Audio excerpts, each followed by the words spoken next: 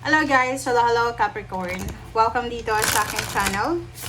Kapalaran 888. Welcome. Alamin natin kung anong messages, vibration, energy gabay para sa inyong lahat. I hope na makaresonate kayo dito. Capricorn.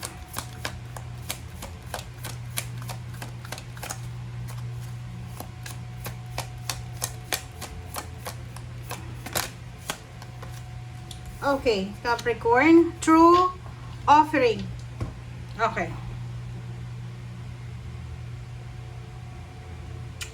Okay, so sa nakikita ko sa iyo dito, merong mga Capricorn na siguro nahihirapan kang makibagay.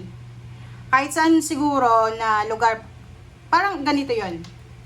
Kahit saang lugar ka pumunta, nahihirapan kang makisama. Parang ganun. Ang sabi ng barahan na to, depende yun sa tao eh, 'di ba? Siguro baka iniisip mo yung mga taong nakakaharap mo ayaw nila sa iyo. Siguro iniisip mo na yung mga taong ito ay masasama ang ugali. Minsan nasobrahan tayo ng pagiging self-centered, 'di ba? So tanungin natin ang sarili natin, Capricorn. Tayo ba ang may problema o ibang tao? Kasi sa nakikita ko sa iyo dito, hindi nila nakikita yung pagiging authentic mo, pagiging totoo mo. Parang ang tingin nila sa'yo ay nagbabalat kayo ka lang. Kaya ganun din yung tinatrato nila sa'yo. Parang ganun. So, maging totoo ka sa sarili mo. And kung tayo ay, like sa trabaho guys, ganito yon. Kung bago ka lang sa kumpanya, bago ka lang sa team, bago ka lang sa trabaho, kailangan makisama ka. Okay? Kailangan makisama tayo. Huwag tayong maging bossy. Kasi mali yun.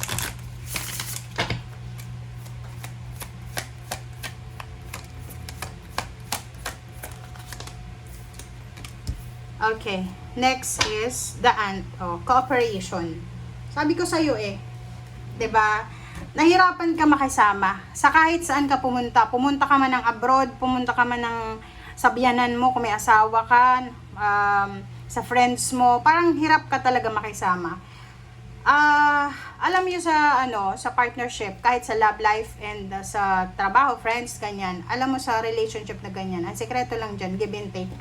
Okay? Huwag tayong masyadong perfectionist. Huwag din tayong masyadong expectant. And huwag tayong masyadong self-centered. Kailangan ng patience, kailangan ng pagmamahal, kailangan ng pasensya, kailangan ng tiwala. Makisama tayo. Yun ang nakikita ko sa'yo dito. Kailangan mo daw makisama.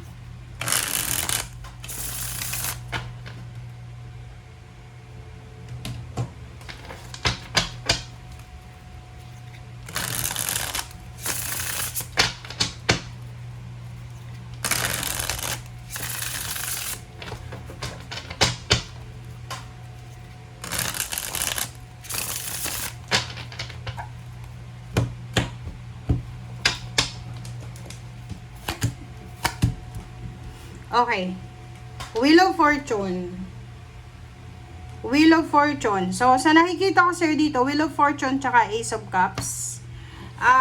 Sinasabi ng bara sa'yo dito na sa love life, posibleng isang pagbabago sa love life ang darating sa'yo, Capricorn. Nakikita ko na yun, parang hindi ka masaya sa kasalukuyan mong love life, kahit may asawa ka na. Parang marami kang nakikitang faults and errors sa karelasyon mo. Diba? Sa nakikita ko rin sa'yo, you're waiting for a contract, big contract. You're waiting for a wedding proposal. You're waiting for a contract. You're waiting for a documents. You're waiting for something important. Okay? Five of Pentacles and King of Pentacles. So, sa nakikita ko sa'yo dito, okay, so sa nakikita ko sa'yo, yung Five of Pentacles and King of Pentacles na yan, siguro sa ngayon, Capricorn, wala ka pang malaking halagang pera, okay? Siguro sa ngayon, wala ka pang malaking halagang pera. And ang nakikita ko sa'yo dito, kailangan mo siguro na maghintay muna. And huwag kang masyadong nakafocus sa pera. Kasi kung pera yung pagbabasihan mo dito, lalo sa panahon ngayon, mahihirapan ka talaga. Okay, kailangan marunong tayo makisama. Alam niyo sa panahon ngayon, sa panahon ng crisis, sa panahon ng dito sa panahon ngayon, ang importante ngayon is connection. Dapat hindi mo putulin yung good connection mo. Dapat marami kang kaibigan na makatulong sa'yo. Pangalawa is, magaling ka sa craft mo, sa trabaho, ganyan. Kasi, yun yung importante sa ngayon eh. Okay? Iwasan natin yung maging self-centered, yung mataas yung pride. Kasi, wala kang mahanap na trabaho kung mataas yung pride mo. Isang good news ang posibleng darating sa'yo. So, there's a good news about promotion sa kapatid mo, sa pinsan mo. So, kumbaga, there's someone na related sa'yo na mapopromote. There's someone na related sa'yo na siguro, like for example, may kaaway ka, and then nabalitaan mo na nagkaroon siya ng problema. So, parang feeling mo, good karma yung dumating sa'yo. Yun, there's a good news about money. Good news about money, lalo doon sa mga walang pera, walang trabaho. And sinasabi ng barahan na if you're waiting for freedom, financial and emotional freedom, kailangan mo daw maghintay. Kailangan mong mag-antay. Okay? 8 of Swords and 3 of Swords. So, this is 11, 8, 9, 10, 11. Sinasabi ng baraha sa'yo na meron dito na Capricorn na you're manifesting na mula na matapos na lahat ng problema mo.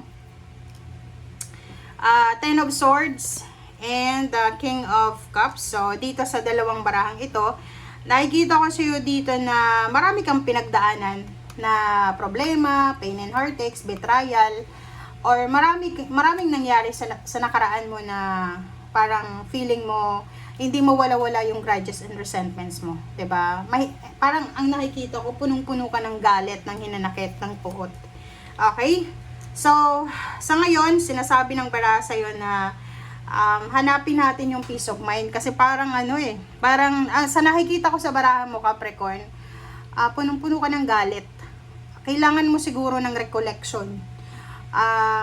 Alam nyo kung malapit kayo sa mga simbahan, magkumpisal kayo sa pare, or kung ano man ang relihiyon mo, kailangan mayroon kang spiritual guidance. Kasi sa nakikita ko sa'yo dito, marami kang dapat ipagpasalamat emotionally, financially, pero sa nakikita ko sa'yo dito, hindi mo ma-appreciate yung mga blessings. Kahit marami pang pera yung darating sa'yo, marami pang success ang darating sa'yo, lalo sa trabaho, hindi mo yun ma-appreciate kasi punong-puno ka ng galit eh. Tingnan mo yung blessings na paparating sa'yo. Ito yung first blessing. Sinasabi na may mga wini-wish ka emotionally na matutupad. Emotionally, love life, anak, gusto mong magkaroon ng anak, 6 of Swords, gusto mong magkaroon ng sasakyan, gusto mong makapag-travel around the world, pwede yan mangyari sa'yo. 9 of Pentacles, makakapag-ipon ka ng malaking halagang pera, magkakaroon ka ng stable na trabaho, magkakaroon ka ng negosyo, diba? So, yun yung mga possible na mangyayari sa'yo. Ano ang dapat mong gawin? Start, okay? Take a risk. And at the same time, alisin mo yung mga grudges and resentments. Sila yung pumipigil para makapasok yung tagumpay sa buhay mo. Okay? Thank you. Bye!